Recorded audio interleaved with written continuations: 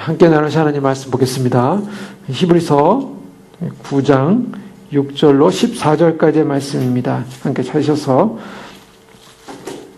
함께 교독하시도록 하겠습니다. 히브리서 9장 6절에서 14절까지의 말씀, 새 언약의 능력이라는 제목으로 이렇게 히브리서 34번째 말씀 함께 나누기 원합니다.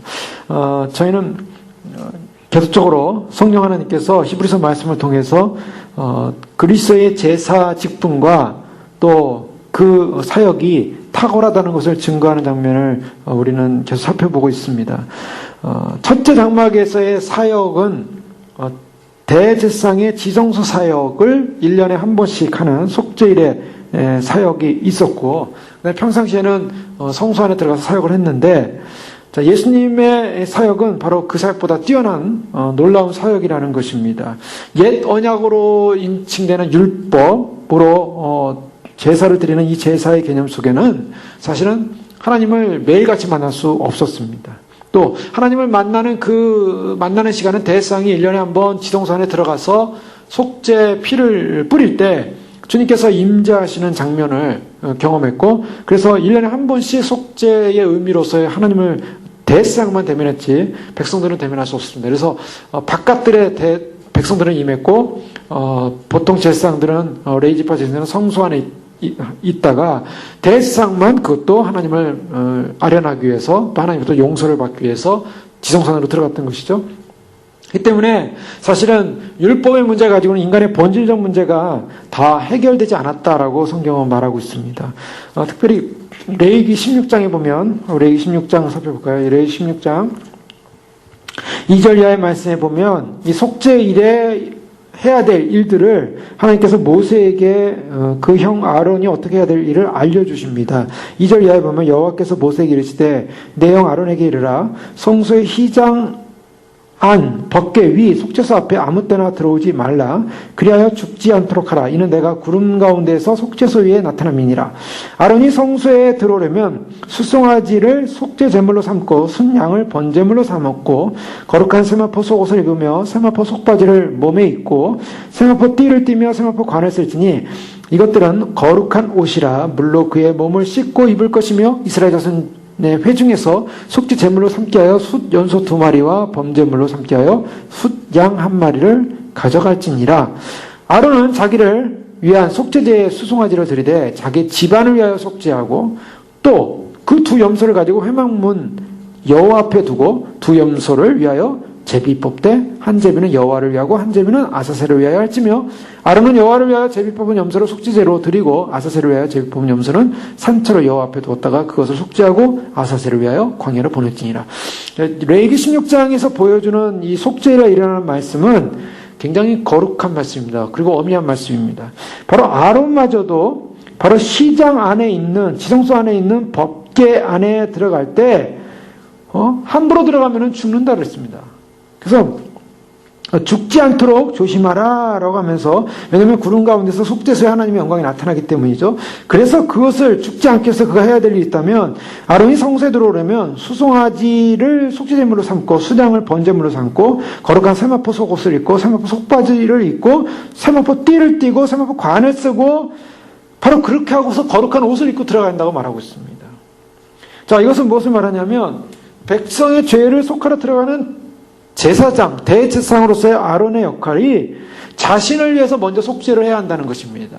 아론은 자기의 죄를 위해서 속죄를 해야만 했습니다. 자기를 정결케 해야만 하는 일을 했습니다. 자신을 들여서 하는 정결 의식이 굉장히 엄미합니다. 피를 가지고, 짐승의 피를 가지고 들어가는데요. 바로 피로 뒤집어 쓰고 들어가는 거예요, 사실은. 피로 말미암아 용서함을 먼저 받아야 되는 것입니다. 아론조차도. 이 때문에 이와 같은 이 구약에 속했던, 율법에 속했던 제사법이라고 하는 것은 굉장히 하나님 앞에 나가는 것이 쉽지 않고 어렵다라는 것을 반증하고 있습니다. 특별히 지성소와 성소의 문제, 또 바깥들에 있는 백성들의 문제, 이와 같은 장막의 모습을 보여주는 것은 질서입니다. 하나님께 나가는 질서가 있다. 아무나 하나님께 만나러 들어갈 수 없다라는 것이고요. 또 한편으로는요, 다른 좀 이것을 반대적으로 보면은 율법과 제사법으로는 하나님을 백성들이 만날 수 없다라는 것입니다. 개인적으로 만날 수 없어요. 그냥 아론을 대표로 해서 또 레위지파의 대제사장만이 대표로 들어가서 하나님을 만나지 백성들은 하나님을 못 만난다는 것이 얼마나 무서운 말씀입니까? 하나님을 못 만난다는 것은 뭐냐면 쉽게 얘기해서 하나님 앞에서 우리 개인의 신분, 죄인된 신분, 죄인된 지위, 또 하나님 앞에서 우리가 진정한 하나님을 만나지 못한다는 것, 그래서 죄인된 신분과 죄인된 지위를 본질적으로는 바꿀 수 없다는 것입니다. 본질적으로 바꿔지지 않아요. 그래서 1년에 한 번씩 그것도 매년마다 가서 속죄 제사를 대신 대상이 드림으로 말미암아 그냥 하나님의 긍휼을 입는 거지 그 죄인된 신분과 지위를 하나님 앞에서 온전히 씻음받지 못하고 해결받지 못한다는 것입니다.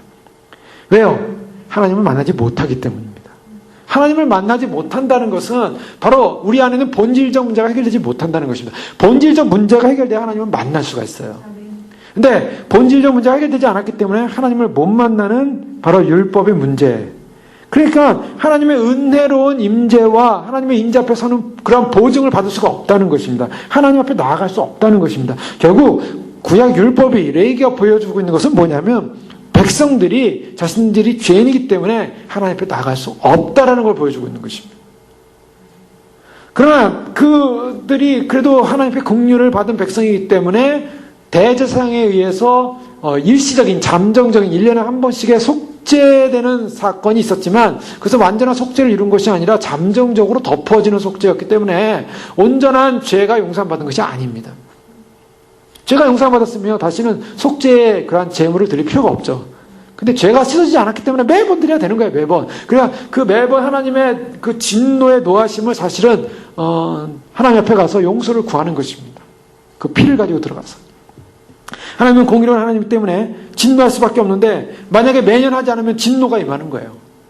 그게 인간의 본질적 문제가 해결되지 않았고 하나님을 못 만나기 때문에 만날 수도 없어요. 해결도 안 돼요. 그러니까 구약 율법 안에 있으면 해결도 안 되고 하나님 못 만나고 계속 죄인으로 사는 겁니다. 바로 그것이 본질이에요. 그런데 바로 바로 이 유대 상황 속에서 바로 8절에 보면 성령이 이로써 보이신 것은 첫 장막이 서 있을 동안에는 성소에 들어가는 길이 아직 나타나지 아니한 것이라. 이것은 무엇을 전제로 하고 있냐면 앞으로 성소에 들어가는 길이 나타난다는 것을 전제하고 있어요. 첫 장막이 있는 동안에는 즉 성소가 있고 지성소가 있고 그다음에 성전이 있고 성전 안에 성소 지성소 다 나눠져 있죠. 장막 안에도 마찬가지고요. 히브리서는 장막으로 표현하고 있는데 어쨌든 이 장막이 있는 동안에는 성소에 들어가는 길이 아직 나타나지 않았다는 것입니다. 그 성소가 뭡니까? 그 성소는요, 바로 지성소를 말하고 있는데, 지성소는 다른 의미라면 하나님을 만나는 장소입니다. 즉, 하나님을 만나는 길이 장막이 있는 동안에는 나타나지 않다가, 앞으로 나타날 것이다. 성소에 들어가는 길이 나타날 것이다. 라는 걸 전제하는 것입니다. 그럼 성소에 들어가는 길이 뭐냐? 참 대제사장이신 예수 그리스도의 희생 제사를 통해서 성소에 들어갈 수 있다라고 이 히브리서는 선언하고 있는 것입니다. 그러니까 히브리서에 선언하는 이 대제사장이신 예수 그리스도를 통해서 성소에 들어가는 길이 열린다는 것은 구약의 율법에 의한 장막원에서 들어갈 수 없었던 길이 열린다는 거예요. 그러니까 예수님이 열어놓으신 바로 성소 안으로 들어가는 길은 이것은 죄를 용서한 길이요, 우리가 하나님을 만나는 길이기 때문에 엄청난 축복의 길입니다. 마태복음 27장 51절에 보면 예수님께서 이제 십자가를 못 박혀 마지막 운명하시기 직전에 다 이뤘다 하시면서 이제 큰 소리를 내시면서 운명하시더라. 마태복음 27장 50절에 그렇게 말씀하십니다. 그래서 50절에 보면 영혼이 떠나시니라 라고 말씀하고 51절에 보면 이에 성소 휘장이 위에서부터 아래로 찢어져 불이 되고 땅이 진동하고 바위가 터졌다라고 말하고 있어요. 예수님께서 운명하시는 바로 그 순간에 어떤 사건이 벌어졌냐면 이에 성소 휘장이 위에서부터 아래로 찢어졌다. 그리고 둘이 됐다. 이거 엄청난 사건입니다. 성소 휘장이 하나님께서 위로부터 아래로 쫙 찢으신 거고요. 땅이 진동했다 그랬어요. 그리고 바위가 터졌다 그랬어요. 그리고 또 놀라운 것은 땅이 진동하고 바위가 터질 뿐만 아니라 죽은 자들이 많이 다수가 살아났어요. 많이 살아났어요. 다 살아난 건 아니에요. 많이 살아났다가 나중에 그 사람들이 예루살렘에 가서 자신이 죽었다가 살아난 것을 사람들에게 보입니다. 그리고 땅이 진동했어요. 아마도 예수님께서 십자가에 매달리신 바로 그 자리도 땅이 진동하고 지진이 났습니다. 왜요? 바로 백부장이, 예수님을 처형한 백부장이 그 자리에 있다가 지진이 난 걸 보고 진실로 하나님의 아들이었더라고 고백을 해요. 그러니까 예수님이 운명하신 그 순간에 그냥 가만히 있었던 것이 아니라 우두꽝꽝꽝꽝, 그때 꼼꼼했거든요. 3시간 동안. 완전히 꼼꼼했어요. 사방이 꼼꼼해서 완전히 어둠 가운데 있는데다가 주님이 돌아가시는 그 순간에 바로 그냥 막 지진이 난 거예요. 하늘에서부터 큰 땅이 진동하고 바위가 빡빡 터지면서 엄청난 사건이 벌어진 거예요. 그래서 얼마나 놀랐겠어요. 주님 오시는 날, 바로 주님 오시는 날 이 땅에 어떤 사건이 일어날지 모르겠어요. 지진이 날지 바위가 터질지 모르겠지만 어쨌든 죽은 자들, 무덤에 있는 자들이 살아나기 위해서는 이와 비슷한 일이 일어날지도 모르겠어요. 왜냐하면 무덤에 있는 자들이 살아날 때 어떤 바위가 터져요. 바위가 터지면서 실제로 육체가 나온 거예요. 그런 것처럼 이제 죽은 자가 먼저 일어나고 잠자는 자들이 먼저 일어나고 우리도 그들과 함께 구름 속으로 끌어올려. 그러니까 뭔가 세상에 지진이 막 나면서 온 지구가 지진이 나면서 휴거가 일어날지 모르겠어요. 땅이 진동하는 사건이 일어났어요. 바로 예수님께서 돌아가시는 바로 그 순간에 위에서부터 아래로 찢어진 그 성소의 휘장은 무엇을 말하냐? 바로 예수님께서 성소 안으로 들어가는 길을 여셨다는 것입니다. 바로 지성소 안으로 가는 희생 제물을 주님께서 친히 정말로 속죄 제물로서 돌아가심으로 말미암아 휘장이 열린 거예요. 이것이 얼마나 영광스러운 기쁨인가, 영광스러운 사건인가. 이것은 옛 언약의 장막 가지고는, 그것을 가지고는 하나님을 도저히 만날 수 없었고, 하나님 만날 수 없는 인생은 죄의 문제, 죄인된 신분의 문제 해결받을 수 없었는데, 예수님께서 이제는 그 휘장을 가르치고 우리를 하여금 예수 그리스도를 믿음으로 말미암아, 그 피를 믿음으로 말미암아 그 피와 함께 바로 성소 안으로 가서 하나님을 만나는 길이 열렸다는 것입니다. 이것이야말로 엄청난 축복입니다. 이와 같은 엄청난 축복을 보았고 영광을 보았는데 그 예전에 하나님을 만나지도 못하는 구약 율법으로 돌아간다는 것은 가장 어리석은 행동이라는 것입니다. 히브리 기자는 바로 그것을 말하고 있는 거예요. 율법으로 돌아가겠느냐? 다시 옛날 장막이나 레이지파가 하는 그러한 제사법으로 돌아가겠느냐? 예수님이 이루신 어마어마한 사건, 예수님께서 그 성소와 지성소 사이에 있는 휘장을 찢으셨어요. 이 엄청난 사건, 이것이 바로 예수님께서 이루신 그런 놀라운 새 언약의 중보자로서의 사역을 이루신 것입니다.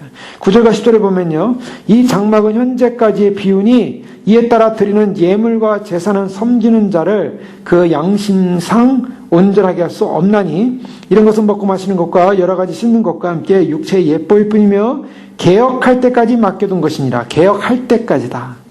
즉 옛 율법과 옛 제사법은요 전부 다 개혁할 때까지, 주님 오실 때까지, 주님이 이루실 때까지, 성소 들어가는 길이 열릴 때까지입니다. 그러니까 레이직 제사제뿐이라고 하는 것은 교회의, 하나님의 교회, 하나님의 공동체에 있어서 영속적인 목적이 아니었습니다. 아마도 사람들은요, 영속적으로 이 레이지파가 이루는 그러한 제사법이 이루어져야 된다고 생각하는지 모르겠어요. 오늘날 유대인들이 성전을 짓고 다시 그 제사 제도를 복원해서 제수적으로 제사를 드리기를 원하는데 그것이 사실은 예수 그리스도를 위해서 이미 끝난 겁니다. 끝난 건데 다시 옛날 제사법으로 돌아간다는 것은 하나님의 영광을 가리는 것입니다.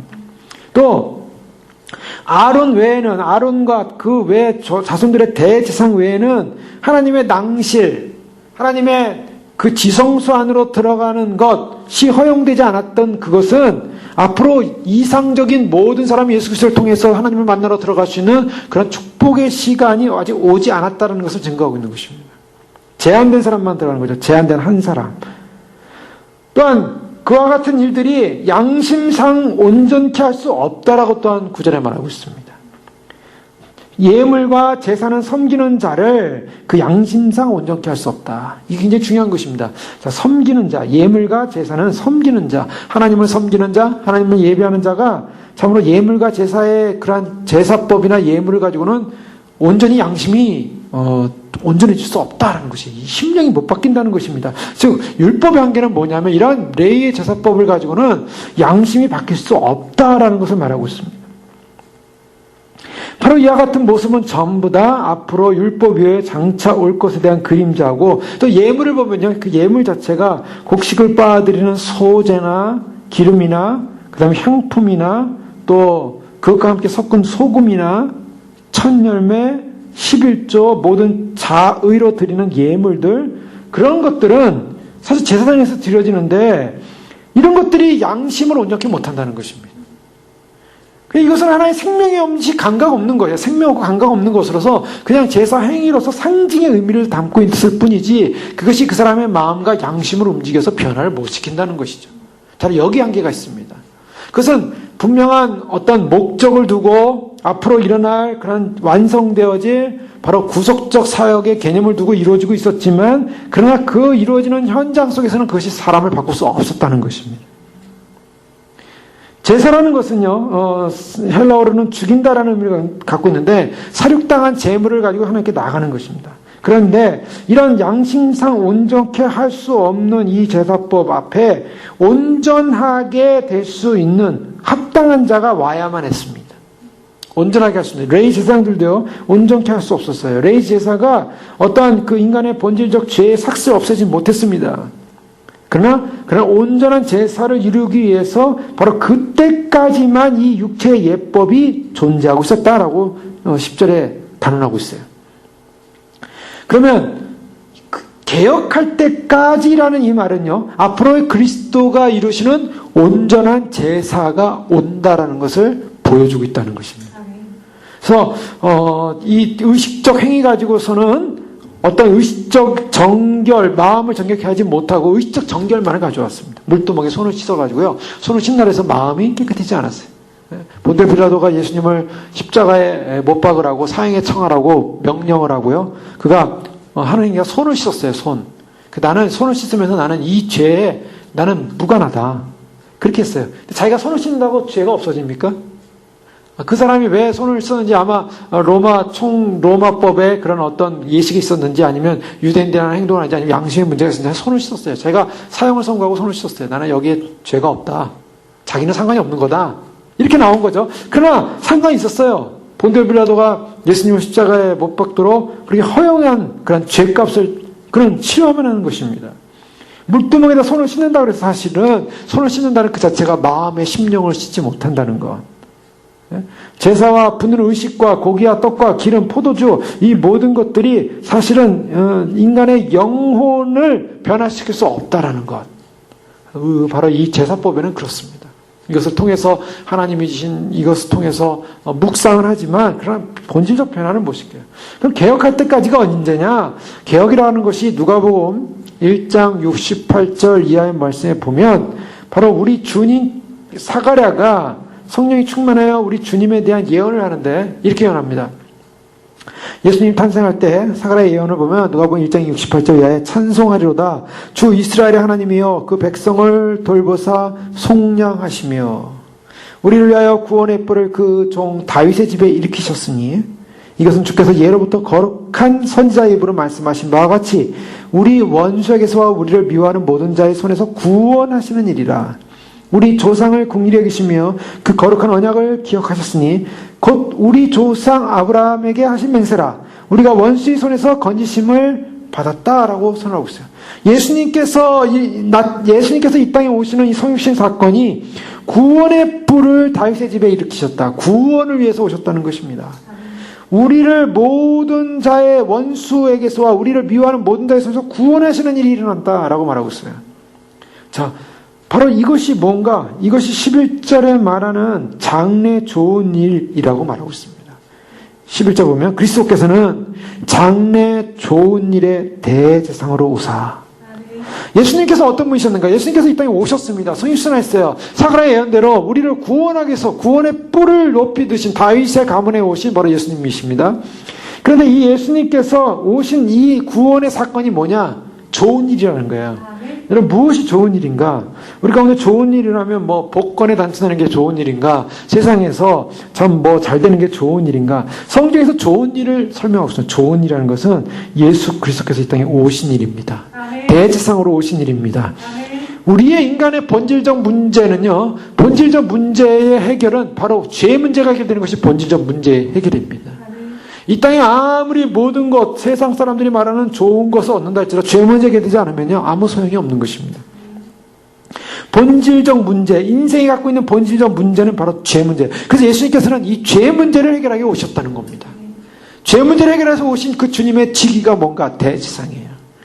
대제사장으로서 오셔가지고 주님께서는 우리에게 자신의 피를 주심으로 하여금 우리를 속죄하는 역할을 했어요. 바로 그 12절입니다. 염소와 송아지의 피로 하지 아니하고 오직 자기의 피로 영원한 속죄를 이루사 단번에 성소에 들어가시니라. 자기의 피로 영원한 속죄를 이루셨습니다. 예수님이 지위가 대제사장 지위로 오셨는데 이 대제사장 지위로 오신 주님은 바로 영원한 속죄, 자신의 피로 속죄를 이루시는 사역을 하셨어요. 바로 이와 같은 사역을 하러 오신 예수님이 바로 좋은 일을 가지고 오신 대제사장이시다. 바로 우리는 이와 같은 좋은 일, 복된 일, 정말 장래 좋은 일을 위해서 오신 바로 예수 그리스도의 그 영광스러운 성육신이 얼마나 축복이고 주님이 그 일을 걸어가신 것이 얼마나 위대한 영광인가. 예수님께서는 바로 그 몸에 바로 하나님의 영광이 그 몸에 임하고 있었고 하나님의 충만이 임하고 있었고 골로새 2장 9절에는 그 안에는 신성의 모든 충만이 육체로 거하셨다라고 말하고 있어요. 하나님의 그 거룩한 충만이 오셔가지고 우리를 위하여 속죄의 제사로 드셨는데 대제사장으로서의 이 일을 하셨습니다.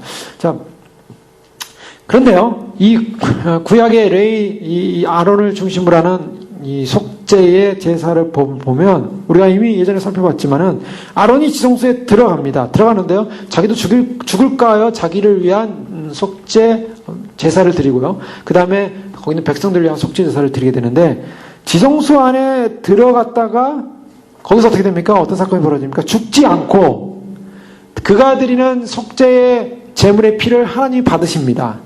받으시고 거기서 이렇게 하나님 앞에 드리는 이 향의 기도와 그 다음에 그 속죄의 피를 뿌릴 때 그 시은 자의 그 하나님의 그 거룩한 그 임재를 통해서 용서가 이루어집니다. 하나님의 국률이 이루어집니다. 그러고 나면 속죄가 딱 끝나고 나면 어떡합니까? 아론이 죽지 않고 나오는 거예요. 죽지 않고 나와야 속죄가 이루어졌고 하나님이 용서하셨고 하나님이 그 거룩한 피를 받으셨다라는 하나의 증거가 되는 것입니다. 하나님의 진노가 가라앉았다. 즉 죄 용서 받았다라는 증거는 뭐냐? 아론이 바로 지성소 밖으로 나와야 되는 것입니다. 살아서. 바로 이것은 예수님의 부활을 상징한다고 했죠. 예수님께서 바로 돌아가시는 그 순간에 바로 지성소 안으로 들어가셨어요. 그 휘장이 찢어지셨어요. 그리고 자신의 피를 하나님께 드리셨습니다. 바로 드리셨는데 어떤 사람은 예수님이 하나님께 자신의 피를 드린 것이 바로 하늘에 승천해서 드린 것이다. 그건 말이 안 되는 게, 왜냐하면 휘장이 예수님 돌아갔을 때 찢어졌거든요. 이미 그 안에 들어가셨다는 거예요. 그리고 그때 피를 가지고 하나님 앞에 나아가셨다라고 성경은 이렇게 암시를 하고 있는 것입니다. 그래서 예수님께서 그 속죄를 이루시고 그 다음에 어떻게 하십니까? 속죄가 하나님께 예수님의 피를 가지고 자신의 피를 가지고 하나님 앞에 나아갔을 때 하나님께서 그 피를 받으시고 진노를 안 하시고 긍휼과 용서를 베푸시기로 하나님께서 그런 하나님의 놀라운 하나님의 사랑과 의의 그런 완성이 이루어졌어요. 그 제사가 완성이 됐어요. 그 제사가 받아졌어요. 그러니까 어떻게 합니까? 예수님이 부활하신 것입니다. 예수님의 부활은요, 무슨 말? 예수님께서 이루신 십자가의 보혈의 피가 하나님 앞에 드려지고 말미암아 속죄 사역이 하나님께 드려지고 속죄 사역이 이루어졌다는 것을 증명하는 것입니다. 때문에 예수님의 부활을 믿는다는 것은 바로 예수님의 피를 믿고 예수님의 죽으심과 예수님의 부활을 믿는다는 것은 우리의 죄가 용서받았다라는 분명한 믿음을 가지고 우리의 죄가 용서받았다는 확신을 갖는 것입니다. 때문에 부활을 믿는 것은 엄청난 축복이에요. 더 나아가서 이 아론의 복장을 보면 레위기 16장 4절에 보면 세마포로 된 옷을 입죠. 세마포로 된 옷을 아래와 위 다 입고 그다음에 세마포로 된 관을 쓰고 허리띠를 메고 들어가는데 이것은 무엇을 말하고 있냐면 바로 비하된 모습, 정결과 거룩의 그런 하나의 제물로서 예수님의 십자가의 비하의 모습을 상징하고 있습니다. 그래서 막 화려한 옷을 입고 들어가는 게 아니에요. 다 우림과 둥민이 있는 그런 옷을 입고 대상의 관을 쓰고 들어가는 것이 아니라 다 세마포 옷을 입고 들어가는 거예요. 그것은 바로 하나님 앞에서 예수님께서 참으로 철저하게 십자가에 나다신 그와 같은 모습을 상징하는 것으로 볼 수 있고요. 주님께서 숨을 거두실 때 성소 휘장이 갈라진 것은 다 이루었다. 예수님께서 다 이뤘다라고 하셨어요. 다 이뤘다라는 증거가 뭔가? 휘장이 갈라진 것입니다. 예수님께서 하신 모든 속죄 사역에 그러한 사역을 다 이제 감당하시고 이제 주님께서 이제 십자가에 돌아가시고 나면 다 이루게 되는 거예요. 이제 다 이뤘다라는 이 선언이 이루어졌을 때 그 선언에 대한 증거가 뭐냐? 휘장이 갈라진 거예요. 하나님이 그것을 통해서 예수님의 속죄를 위한 희생이 받아졌다라는 것을 증명해 주신 사건입니다. 자기 피로 들어가시고 십자가에 죽기까지 복종하시고 우리 주님께서는 자신의 성육신의 그 거룩한 피를 가지고 우리의 속죄하시고 그래서 베드로전서 1장 19절에는 오직 흠없고 점없는 어린 양 같은 그리스도의 보배로운 피로 된 것이니라. 우리의 구속이 어떻게 된 것인가? 어린 양의 보배로운 피다. 보배롭다는 것은 예수님의 피는 어마어마한 보배로운 피예요. 우리의 죄를 용서하기 위한 그것을 위해서 용서하기 위해서 지불되어야 될 가치는 하나님 아들의 피였습니다. 어마어마한 엄청난 피였어요. 그렇기 때문에 이 엄청난 피는 무엇을 말하냐면 율법의 모든 저주를 제거할 수 있는 피였습니다. 최고 통치자여 재판장이신 하나님께서 받으실 그런 합당한 제사의 제물의 피로서 예수 그리스도 하나님 아들의 피가 참으로 모든 율법의 저주를 끊어버리시고 예수 그리스도 안에서 구속의 구원의 해방을 이루신 것입니다. 얼마나 위대한 축복인가. 그래서 계속적으로 12절 보면 염소와 송아지의 피로 아니하시고 오직 자기의 피로 영원한 속죄를 이루사 단번에 성소에 들어가셨느니라. 염소와 황소의 피와 및 암송아지의 죄를 부정한 자에게 뿌려 그 육체를 정결하게 하여 거룩하게 하거든. 13절 말씀에 보면요, 예수님의 피가 영원한 속죄를 이루셨는데 단번에 성소에 들어가셨다라는 이 단번이라는 말은요, 이것은 무엇과 비교되냐면 바로 구약의 그 성소에 들어가는 사건과 비교하고 있는 것입니다. 구약의 아론은 1년에 한 번씩 매년마다 들어가면 했어요. 매년마다. 그리고 그 이후에도 계속 제사장들은 속죄를 위해서 매년마다 딱 한 번 들어가야 되는데 이제는 주님의 자기의 피로 영원한 속죄를 이루신 사건은 단 한 번으로 끝났다는 것입니다. 한 번으로 끝난 사건. 예수님은 두 번 십자가에 못 박히지 않으십니다. 한 번 십자가에 못 박히시고 부활하심으로 말미암아 그 용서를 이루신 것은 단 역사일에 단 이례적 한 번이에요. 한 번이고 주님 다시 오심도 한 번입니다. 그 다음에 이 보시면 염소와 황소의 피와 및 암송아지의 죄를 부정한 자에게 뿌려. 여기서 바로 레위기에 나오는 민수기에 나오는 19장 2절 이하에 나오면 사람들이 이 부정하게 된 경우가 있었어요. 어떤 사람의 주검을 이렇게 만졌다든가 시신을 만졌다든가 뭐 그러면은 부정해져서 공식적인 제사에 예배에 참석할 수가 없었습니다. 그러면 참석할 수 없는 사람들을 위해서 암송아지를 태워가지고요, 그 암송아지를 태워서 그 제를 만들어요. 그 제를 간직하고 보관하고 있다가 그 다음에 아주 그 순전한 물과 섞어가지고 그 부정하게 된 사람한테 뿌립니다. 그래서 부정하게 된 사람한테 뿌려서 뿌리게 되면 바로 씻어지는 거예요. 그 부정이 씻어지는 거예요. 그런 일을 했어요.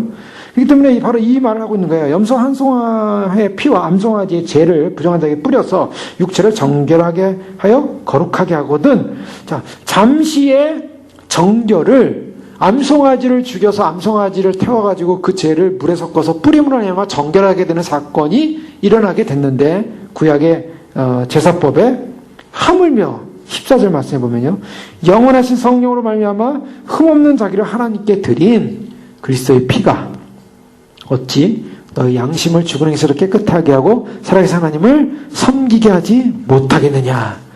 바로 이 구약의 제사법으로도 사람이 어느 정도 부정해서 거룩함으로 전환되는 하나의 잠정적 사건이 일어났는데 어떻게 그 짐승의 그런 몸의 죄를 가지고도 그와 같은 사건이 일어났는데 거룩하신 하나님의 이 아들의 그리스도의 피가 너의 양심을 죽은 행실에서 깨끗하게 하지 못하겠느냐, 정결하게 하지 못하겠느냐. 이것은 바로 이 예수 그리스도의 그 피의 우월성과 탁월성, 비교할 수 없는 그런 제물로서의 가치성을 말하고 있는 것입니다. 하나님의 어린 양으로서의 이 제물이 바로 우리의 죽은 행실을 깨끗게 할 수 있는 힘이고 능력이고 그리고 바로 그것을 할 수 있다라고 선언하고 있는 것입니다. 예? 짐승의 희생 제사를 통해서 또 어느 정도 정결함을 얻었는데 하나님의 아들이신 그분의 피로 우리가 어떻게 양심이 깨끗해지지 못하겠느냐라고 말씀하시면서, 자, 여기서 주목해야 될 것은 그러면 그리스도의 피가 우리의 죄를 속죄하고 결국 얻은 결과가 뭐냐? 양심이 깨끗해진다는 것입니다. 아멘. 구원받은 사람의 특징은요, 양심이 거듭나는 것입니다. 아멘. 양심이 거듭나는 거예요. 예수님을 믿었는데도요, 양심이 거듭나지 않았다면 아직 이 사람은 죄를 안고 있는 거예요, 죄. 이 양심의 문제 우리가 죄 죽임에서 이미 살펴보았지만요, 정말로 양심이 변화되지 않으면 그 사람은 거듭났다고 보기 어려운 것입니다. 예수님의 피가 양심을 죽어내서 깨끗하게 한다 그랬어요. 근데 양심이 깨끗해지지 않으면 어떻습니까?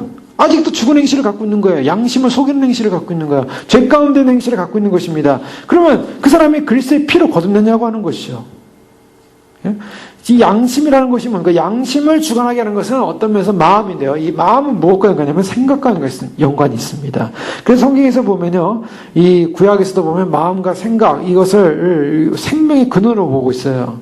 잠언서 4장 23절에 보면 모든 지킬 만한 것 중에 더욱 내 마음을 지키라. 생명의 근원이 이에서 남이니라. 모든 지킬 만한 것 중에 내 마음을 지키래요. 자, 마음. 그 마음이 뭡니까? 바로 양심이에요. 양심. 그 마음이 뭐냐? 마음이 죽은 행실에 죽은 마음이냐 살아있는 마음이냐? 더러운 마음이냐 깨끗한 마음이냐? 입 밖에 나오는 것이 다 뭐라고요? 마음에서 나온다 그랬잖아요. 그 마음이 더러우면 입 밖으로 더러운 것이 나오고, 마음이 깨끗하면 좋은 것이 나온다는 거예요. 들어가는 거, 먹는 거, 이것은 아무 문제가, 입으로 들어가는 것은 아무 문제가 없고, 나오는 것인데 그 마음의 문제, 마음이 어떠냐? 예수 그리스도를 통해서, 예수님의 피를 통해서 양심이 깨끗함을 받은 사람은 죽은 행실에서 깨끗해졌기 때문에 마음이 정결한 사람이라는 거예요. 그러면 생명의 근원이 이에서 남이니라. 왜 그렇습니까? 마음과 생명의 근원이래요.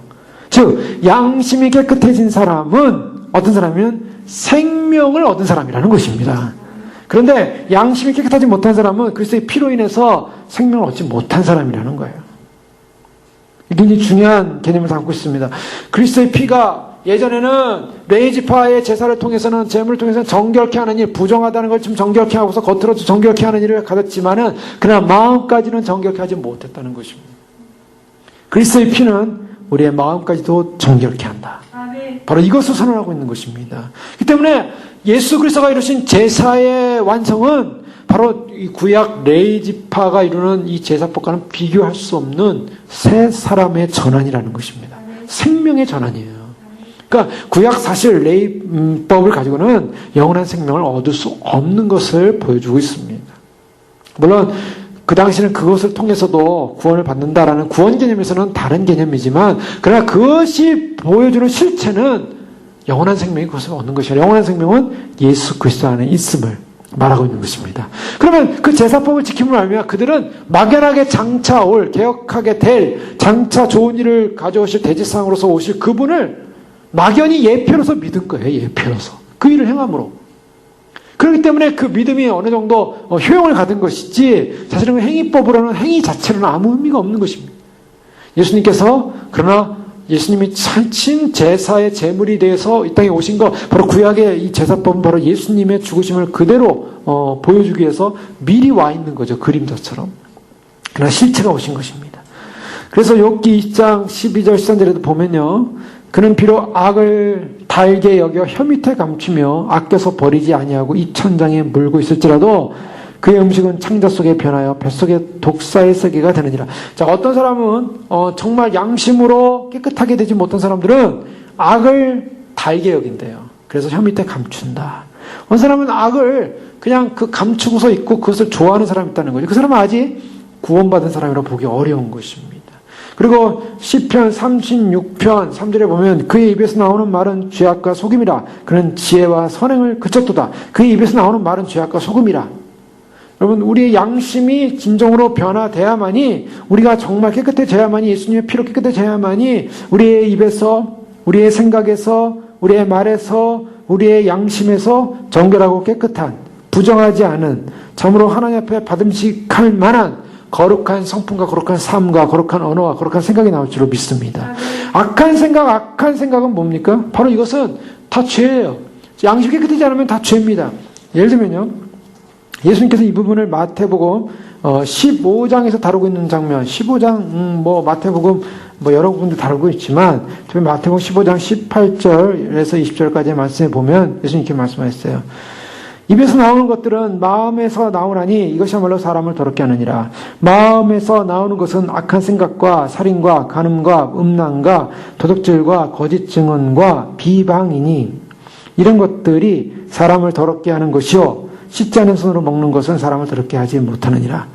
예수님께서 이 먹는 문제에 이것은 우리가 거룩해질 수 없다라는 거예요. 먹는 거 무슨 음식을 먹어도 신약 안에서는 구약에 상관없어요. 근데 구약에 무슨 제사법에서 무슨 먹는 음식들을 이렇게 구별할 필요가 없어요. 왜냐하면 들어가는 게 문제가 아니라 마음의 문제라는 거예요. 마음의 물리적인 문제가 아니라는 거예요. 그래서 마음에 나오는 악한 생각, 살인, 간음 이 모든 것이 다 마음에서 나오는 것이 더럽힌다. 결국 예수님 무슨 말씀이냐면 우리가 마태복음 5장에 가면요. 예수님께서 이 산상수훈의 말씀을 하시면서 특별히 이 마음 문제를 다루게 됩니다. 마태복음 5장 21절 이하의 말씀을 보면 옛사람에게 말한 바 살인하지 말라 누구든지 살인하면 심판을 받게 되리라 하였다는 말을 너희가 들었으나 나는 너희에게 이르노니 형제에게 노하는 자마다 심판을 받게 되고 형제를 대하여 라가라 하는 자는 공회에 잡히게 되고 미련한 놈이라 하는 자는 지옥불에 들어가게 되리라. 그러므로 예물을 제단에 드리다가 형제에게 원망드릴 만한 일이 생각나거든 가서 화목하라. 이렇게 하시면서 뭐냐면 이 살인이라는 어떤 구약의 율법 안에서 보면 그것을 했냐 안 했냐 행위적 결과를 보지만 그러나 이 마음속에서 나오는 그런 생각을 가지고 어떤 말을 했다는 그 결과를 봤을 때 이미 행위를 하기도 전에도 이미 살인을 했다. 또 그 다음에 예를 들면 간음에 가는 것도 마음에 이미 음욕이 품어지면 간음이 이루어진 것이다. 또 이렇게 말씀하시고요. 또 여러 가지 이 마음의 문제, 마음의 심령의 문제를 얘기하고 있어요. 그 양심을 깨끗하게 했다라는 것은 생각과 마음의 변화가 일어났다라는 것을 말하고 있습니다. 생각과 마음의 거룩함이 일어났다.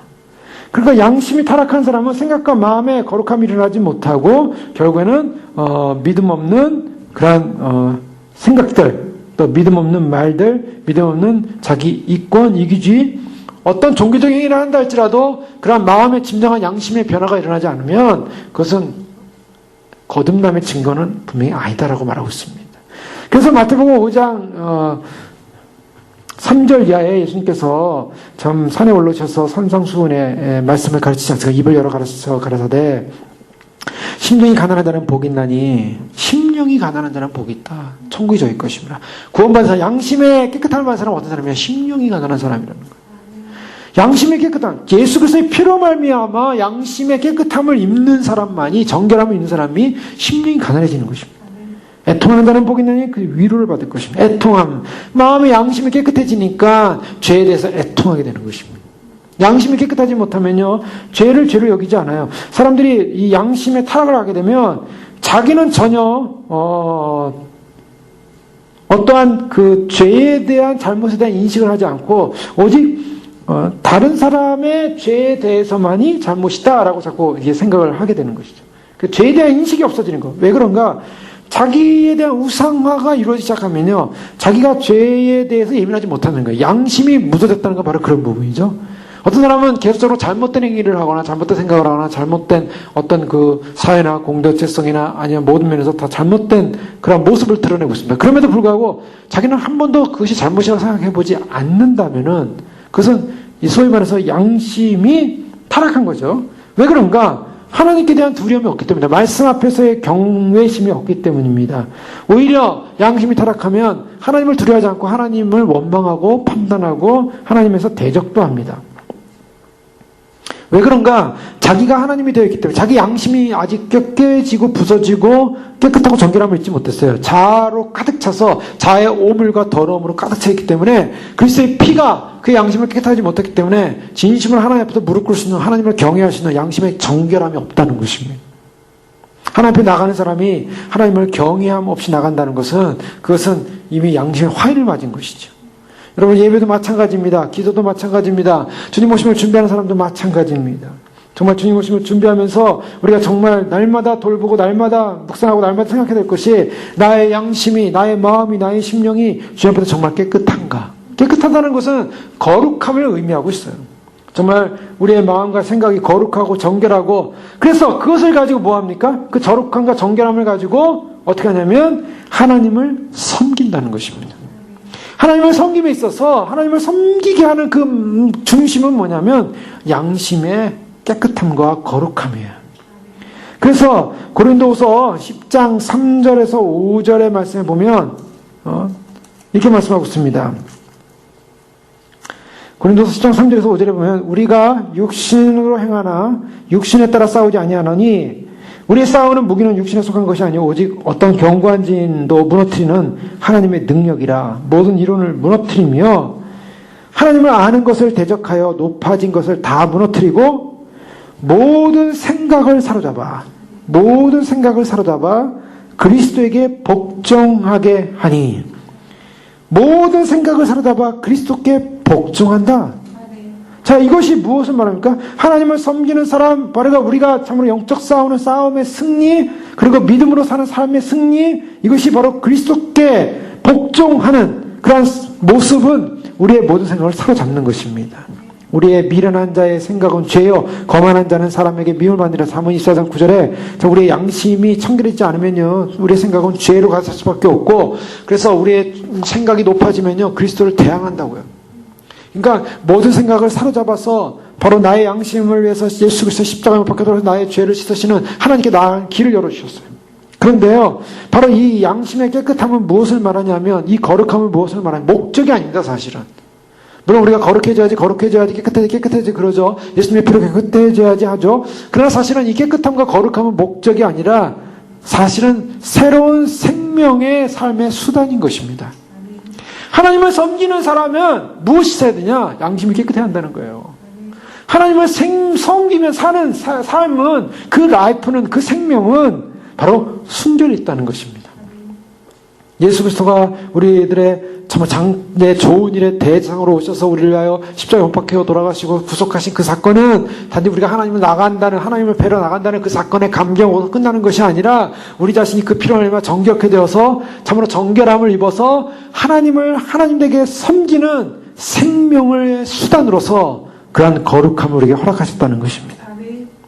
새 언약이 바로 우리에게 진정으로 거룩함을 주셨기 때문에 우리가 회복된 자로서 살아계신 하나님에게 나아가서 하나님을 섬기는 것은 바로 그 거룩함을 입은 자의 축복과 특권으로 나갈 수 있다는 것입니다.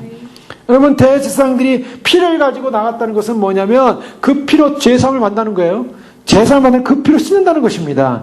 그 피로 순결하고 정결하게 되고 하나님께 나가서 그 정결케 된 몸을 가지고, 거룩케 된 몸을 가지고 하나님을 섬기고 예배하고 경배하고 하나님 높여드린다는 것입니다. 우리가 이 땅 가운데서 주님 오시기 전까지 예수 그리스도의 보혈의 피로 말미암아 우리가 씻고, 그 피로 말미암아 우리의 생활포를 빨고, 피로 말미암아 우리의 양심을 깨끗하게 하고, 피로 말미암아 우리가 정결케 하고, 피로 말미암아 우리가 거룩해진 것은 무엇을 말하면 영원히 주님 오시는 날 주님 앞에 가서 영원히 주님을 섬기기 위한 삶의, 영원한 삶의 수단인 것입니다. 수단이라 해서 그것이 가벼운 것이 아니라 어마어마한, 예수 그리스도의 피가 아니고서는 하나님 나라에 들어갈 수 없다는 것입니다. 그 거룩함을 소유하지 않은 사람은요, 하나님을 섬길 수 없어요, 하나님 나라에 가서. 그래서 히브리서 10장 22절의 말씀에도 보면 동일하게 이렇게 말씀하고 있습니다. 우리가 마음의 뿌림을 받아 악한 양심으로부터 벗어나고 몸은 맑은 물로 씻음을 받았으니 참 마음과 온전한 믿음으로 하나님께 나아가자. 마음의 뿌림을 받아 악한 양심으로서 벗어났다는 것이 뭐예요? 그것이 온전한 믿음이에요. 온전한 믿음, 온전한 제사를 가져왔어요. 예전에 과거의 레위 제사법을 가지고는 온전할 수 없었기 때문에 그들은 완전할 수 없었지만, 그러나 온전한 제사가 왔습니다. 예수 그리스도로 말미암는, 그 피로 말미암는 바로 온전한 양심을 깨끗하게 하는 제사. 그러므로 10장 19절에 보면 형제들아 우리가 예수의 피를 힘입어 성소에 들어갈 탐욕을 얻었나니 그 길은 우리하여 휘장 가운데로 열어놓으신 새로운 살 길이요 휘장은 그의 육체니라. 또 하나님의 집 다스리는 큰 제사장이 계심에 우리가 마음의 뿌림을 받아 악한 양심으로부터 벗어나고 몸은 맑은 물로 씻음을 받았으니 참마음과 온전한 믿음으로 하나님께 나아가자. 우리가 바로 예수 그리스도의 피로 말미암아 성소에 들어갈 수 있는 담력, 성소에 들어갈 수 있는 은혜, 거룩함, 순결함, 정결함, 양심의 깨끗함을 얻은 존재, 바로 그것이 참 믿음이라는 것입니다. 이것이 어마어마한 축복입니다. 주님께서 우리를 그런 축복의 새 언약의 중보자로 오셔서 우리를 위하여 참으로 희생하시고 우리를 위하여 참으로 온전한 장막으로서 우리를 위하여 십자가 돌아가셔서 우리가 예수 그리스도 안에서 예수 그리스도의 몸 안에서 그의 장막 안에서 그의 피로 말미암아 우리가 온전케 되어 주님과 함께 단번에 주님을 만나러 하나님을 만나러 성소에 들어가는 거룩함을 입은 존재가 되었습니다.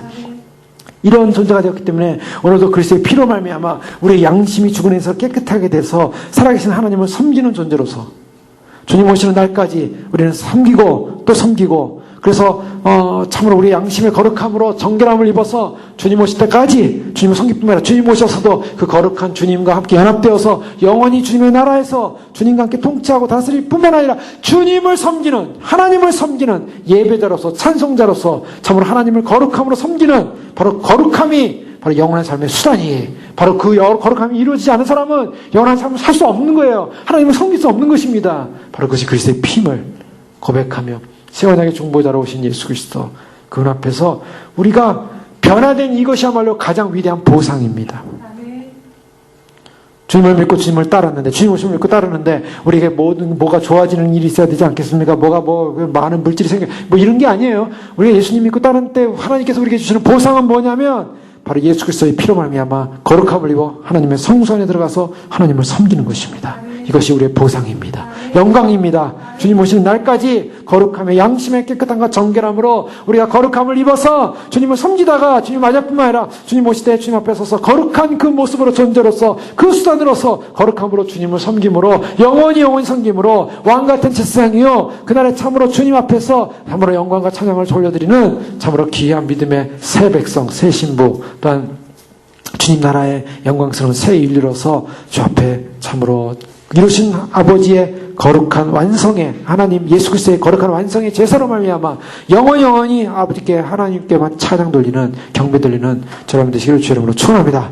이 시간 주 앞에 기도할 때 그렇습니다. 주님 앞에 하나님 아버지 참으로 주님을 의지합니다. 주님을 신뢰합니다. 참으로 나를 위하여 참으로 옛 제사법으로는 우리가 하나님께 나아갈 수 없었습니다. 옛 제사법으로는 주님을 만날 수 없었습니다. 우리의 문제 해결될 수 없습니다. 우리의 죄의 문제 해결될 수 없었습니다. 아버지 하나님 우리가 하나님의 거룩한 참으로 존재로서 설 수 없었습니다. 잠시 잠깐의 정결함을 얻고 잠시 잠깐의 거룩함을 얻을지 모르지만 그러나 영원한 거룩함을 얻을 수 없었고 영원한 참으로 정결함을 얻을 수 없었습니다. 그러나 이제 참으로 새 언약의 중보로 예수님 더 좋은 일을 위하여 대상으로 오셔서 우리 위하여 참으로 단 한 번의 그 속죄의 피로 말미암아 우리에게 아버지 하나님 영원한 양심의 깨끗함과 정결함을 주시고 주님을 만날 수 있는 길을 열어주시고 성소에 들어갈 담력을 주시고 주님을 섬길 수 있는 길을 열어주셨사오니 이 주님 의지하고 믿고 의지하며 아버지 하나님 주님 믿는 것이 영원한 기쁨이요 소망이요 유대교의 그런 제사법과 비교할 수 없는 영원한 축복의 시련이요 현실이요 이제 우리가 이 거룩함을 가지고 주님 오시는 날 주님을 맞이하길 원합니다. 주님 거룩함을 가지고 주님을 맞이하며 거룩함을 정결함을 설기 원합니다. 우리 양심의 정결함을 얻기 원합니다. 우리 마음의 정결함을 얻기 원합니다. 주님 오시는 날 주님과 영원히 함께 예배하며 경배하기 원합니다. 주여 부르기 하겠습니다.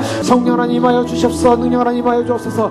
너를 보러 전하며 놀라운 거룩한 은혜 가운데 아버지 주님 오시는 날까지 아버지 우리가